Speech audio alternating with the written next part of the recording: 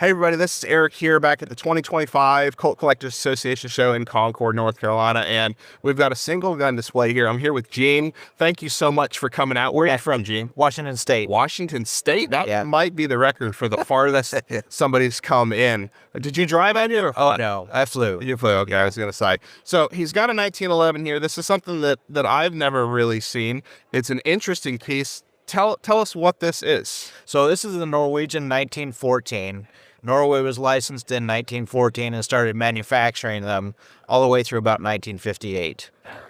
So it's technically a 1911, but technically not. Right. It's 1911 style. Right. But it's referred to as the 1914. Right. And pretty much all the parts are the same except for the slide release. They extended the slide release because I think they had short thumb. Oh, I see. Oh, really? So they cut a piece out of the grip to facilitate that. Okay. So how did this come about? Why the 1914? So they did trials actually with the 1902, and that didn't work. And then they started trials in 1910. Who are they? The Norwegians. The Norwegians. Yeah. Okay. And finally settled on the Colt. They had several C prefix 1911s sent over that they used in the trials. Okay. And so then they decided to manufacture, be licensed and manufacture their own, starting in 1914. Okay. And I also noticed there's a German Nazi swastika on here. Why? What's the transition there? What's the reason for that? Right. So between 40 and 45, they were occupied by the Germans during the war. They only made 8,000 in those 5 years. They didn't make any in 43 or 44. In 1945 was the only year they put the German Waffen-Amt stamp on the slide. Really? There's only 920 of those. Wow. It's a very documented serial number range, and this is one of those. That's fantastic. How long have you had it?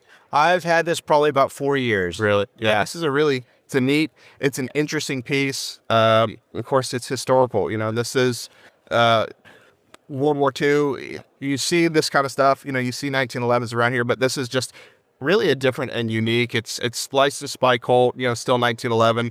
Have you had a lot of people come up, wanting to talk to you about? Have you ever had anybody else come up and says, "Oh, I've had one of those"? Actually, one guy did walk in with one on Friday. No kidding. Yeah, really, in the same serial number range. That's remarkable. Yeah. See, go ahead. The only other difference you'll see is because it was in Europe at the time, they used the metric system. So it's actually at 11.25, not a 45. Wow. And initially they had ammo brought over from the U.S. and London because they hadn't started manufacturing 45 or 11.25 then. But eventually they did. Yeah. Well, it's a really unique and interesting piece. You did a really nice display here. We want to thank you for getting out. And, of course, we want to thank all of our other displayers. There's a lot of amazing displays. I think we had 15 displays here this weekend. And this is just one of many museum quality guns. The rarity, you're just not going to see it anywhere else. This is another reason, you guys, if you have the availability to come to one of our Colt Collectors Association shows this next year in 2026, it's going to be in Noblesville, Indiana. Come on out. Make a weekend trip of it. We would love to have you. If you're not a member of the Colt Collectors Association, head over to coltcollectors.com.